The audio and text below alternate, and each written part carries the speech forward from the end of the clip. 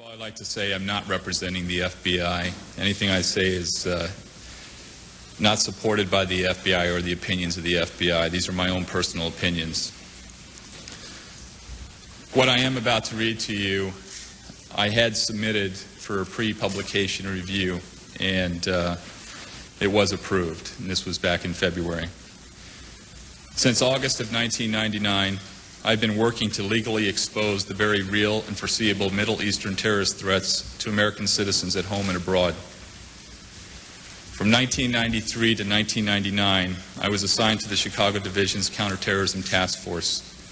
In this capacity, I became familiar with the techniques used by international terrorist organizations to surreptitiously launder money in and out of the United States, including through the use of domestic financial institutions in support of terrorist and paramilitary activities and operations in the United States and abroad, including the State of Israel and elsewhere. Against the wishes of some at the FBI in 1995, when I uncovered criminal violations of several of my cases, I promptly initiated active terrorism criminal investigations on these subjects. I developed probable cause to believe that some of these transfers or transmissions have been of money intended to be used in the support of domestic and international terrorism activities. The illegal transfers have supported specific terrorist activities involving the extortion, kidnapping, and murder of at least one Israeli citizen. The successful investigation, which was codenamed Vulgar Betrayal, V-U-L-G-A-R, Betrayal, led to the June 1998 seizure of $1.4 million of Middle Eastern terrorist funding. The seizure was the first occasion that the United States government utilized the civil forfeiture laws to seize assets in the United States. These funds were linked directly to Saudi businessman Yasin al-Qadi. On October 12, 2001, approximately 1 month after the attack, Yasin al-Qadi was designated by the United States government as a financial supporter of Osama Bin Laden. Despite the unqualified success of the investigation of the Middle Eastern terrorist, FBI management failed to take seriously the threat of terrorism in the United States. Specifically, FBI management intentionally and repeatedly thwarted and obstructed my attempts to launch a more comprehensive investigation to identify and to neutralize terrorists. The FBI's lack of support for the Vulgar Betrayal investigation was obvious to my new supervisor in 1998, who after only 4 months of being on the squad wrote, quote, "Agent Wright has spearheaded this effort despite an embarrassing lack of investigative resources available to the case, such as computers, financial leak analysis software, and a team of financial analysts. Although far from being concluded, the success of this investigation so far has been entirely due to the foresight and perseverance of Agent Wright." Close quote. 1996, Vulgar Betrayal, the most significant U.S. government investigation into terrorist financing before 9/11, is launched. This investigation grows out of investigators Chicago FBI agent Robert Wright had begun in 1993, and Wright appears to be the driving force behind Vulgar Betrayal. He later will say, "I named the case Vulgar Betrayal because of the many gross betrayals many Arab terrorists and their supporters committed against the United States." But the name will later prove to be bitterly ironic for him. Over a dozen FBI agents are assigned to it, and a grand jury is impaneled to hear evidence. Wright will be removed from the investigation in late '99, and it will be completely shut down in early 2000. The investigation will first identify suspected terrorism financier Yasin al-Qadi as a target in 1997, but it will run into many obstacles in investigating him and others. Assistant U.S. Attorney Mark Fleissner, the lead prosecutor for Vulgar Betrayal, will later claim that supervisors at the Department of Justice headquarters obstructed the investigation because it appeared to trace terrorism financing to important figures in Saudi Arabia, a key U.S. ally. Wright will later state that the leads into al-Qadi and others have been fully investigated. "I believe the FBI could have identified other significant links to Osama bin Laden, links which may have been addressed to prevent future attacks against the United States by bin Laden and his terrorist trainees." Just a few months later, Wright begins investigating two known Hamas suspects believed to be residing in the Chicago area. He asks a relief supervisor whether he has any information about these suspects. The relief supervisor says he does not. Wright, however, spends several weeks investigating the location of these two terrorist suspects, only to later learn the relief supervisor not only knew one of the suspects had been arrested overseas in 1995 as a result of terrorist activities, but that he had placed a copy of a statement provided by the arrest terrorist to overseas authorities in an obscure location where no one would find it. Wright will make this claim in a 1995 court case. He will later allege that this is just one instance of FBI supervisors withholding information from his Vulgar Betrayal investigation. One suspect who seems to fit the description of one of the two suspects is Chicago resident Mohammed Jana Hilmi Jarad. He was arrested in Israel in 1995, confessed to being a Hamas operative, then was released and returned to live in Chicago.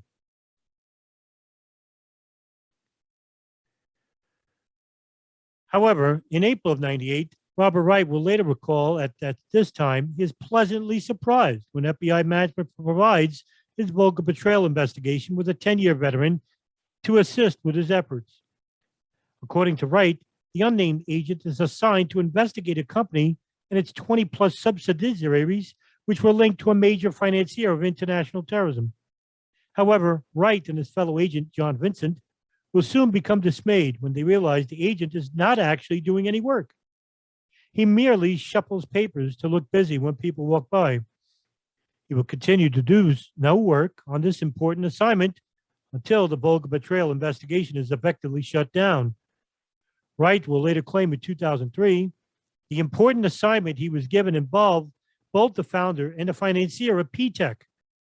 Presumably, these could be references to Osama Ziande, the president and chief founder of PTEC, and Yasin al-Qadi, apparently PTEC's largest investor. On June 9th, 1998, FBI agent Robert Wright, apparently frustrated that his Vulgar Betrayal investigation is not allowed to criminally charge Hamas operative Mohammed Salah and Saudi multi-millionaire Yasin al-Qadi, gets a court date to seize $1.4 million in bank accounts and a Chicago house Salah owns. Wright says in the suit that the money is linked directly to al-Qadi, would be destined for terrorist activities. Wright uses a civil forfeiture law that has been frequently used to seize properties and funds of drug dealers or gangsters, but had never been used for accused terrorists.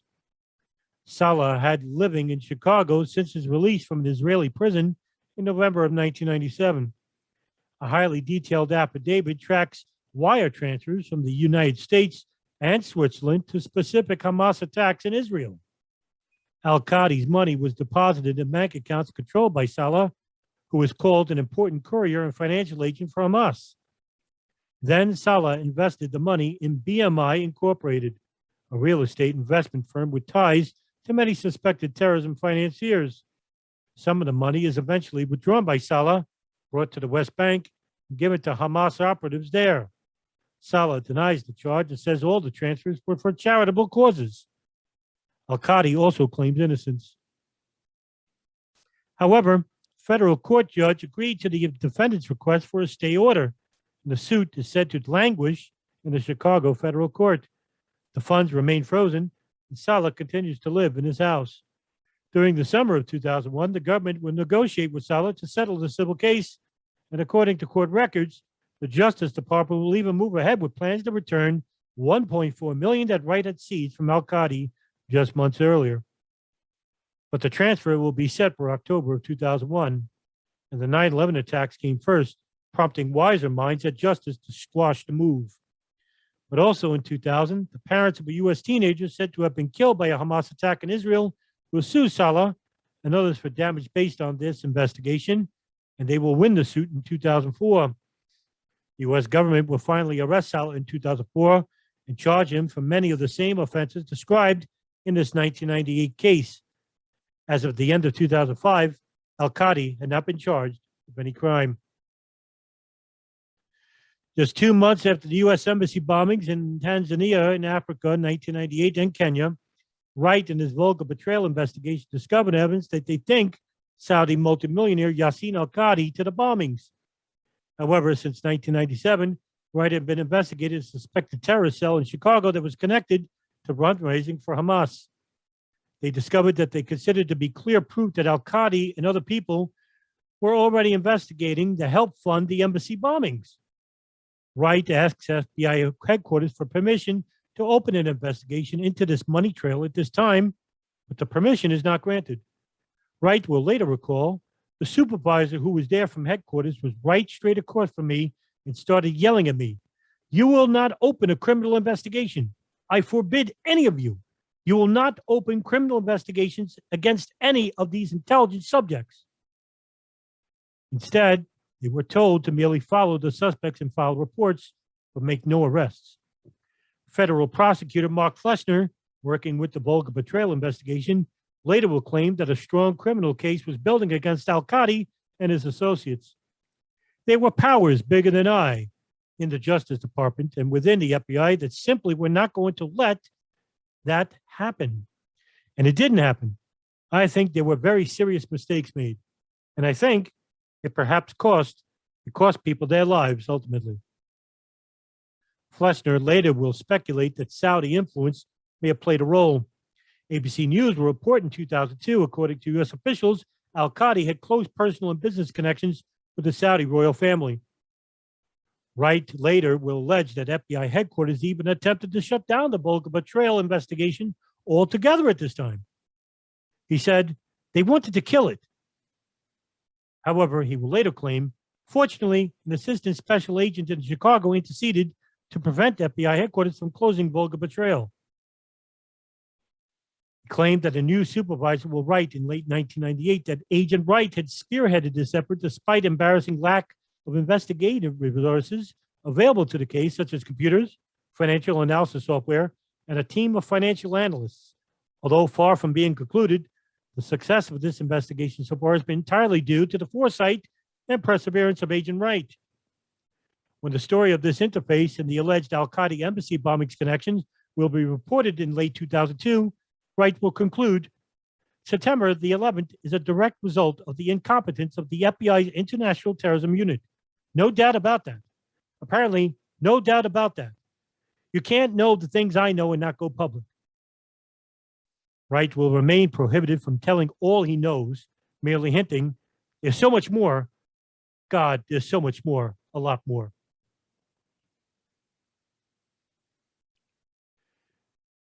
In late 99, Gamal Abdul Hafiz, the only Muslim FBI agent in those years just prior to 9/11, becomes involved in the FBI agent Robert Wright's Vulgar Betrayal investigation in early of that year.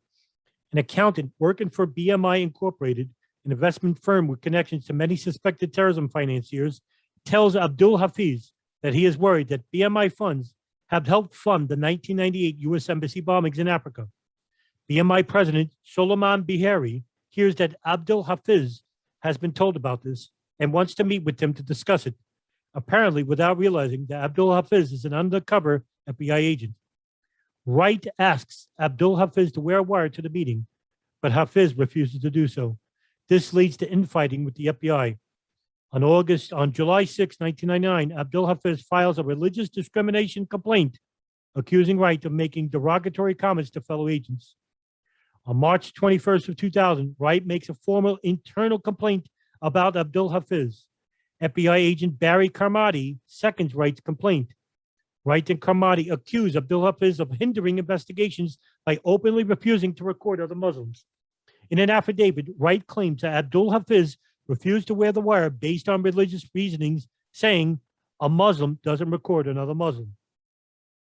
Abdul Hafiz does not deny the quote, but claims it was taken out of context. Federal prosecutor Mark Fleshner and other FBI agents back up the allegations against Abdul Hafiz.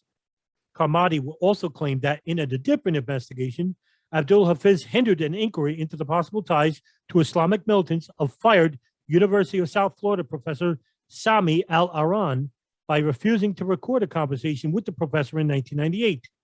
Complaints to superiors and headquarters about Abdul Hafiz never get a response.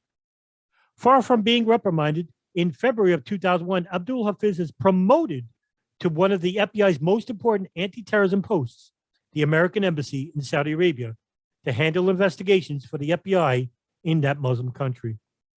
In 2003, FBI agent John Vincent will complain. 5 different FBI field divisions complained of this agent's activities, and the FBI headquarters response was to promote him to a sensitive position in Riyadh, Saudi Arabia. Later, Abdul Hafiz will be suspended in February of 2003 over charges that he faked a break-in of his own house in order to collect $25,000 in insurance benefits and then failed an FBI polygraph test when asked about it. In January of 2004, the FBI's Disciplinary Review Board will reinstate him after deciding there was insufficient evidence in the case. On August 3rd of 1999, Robert Wright is abruptly removed from the Vulgar Betrayal investigation into terrorism financing. The entire investigation apparently winds down without his involvement and will shut down altogether in August of 2000. A New York Post article will state, the official reason was a fear that Wright's work would disrupt FBI intelligence gathering. My sources find this dubious. After years of monitoring these individuals, the Bureau had likely learned all it could. But conversations with FBI personnel indicate that he was told informally that his work was too embarrassing to the Saudis. In support of this, the fact that Wright was shut down as he seemed to be closing in on Yasin al-Qadi. Wright will later claim that a reason he is given for being taken off the investigation is a recent dispute he is having with Abdul Hafiz refusing to wear a wire. He is also accused of sexually harassing a female FBI agent. This charge is investigated and later dropped. Wright is removed from counterterrorism work altogether and remains that way at least until early of 2002. By September of 99, he will hire Chicago lawyer David Shippers, famed as House investigation counsel in the Clinton impeachment, to help fight the closure of the investigation.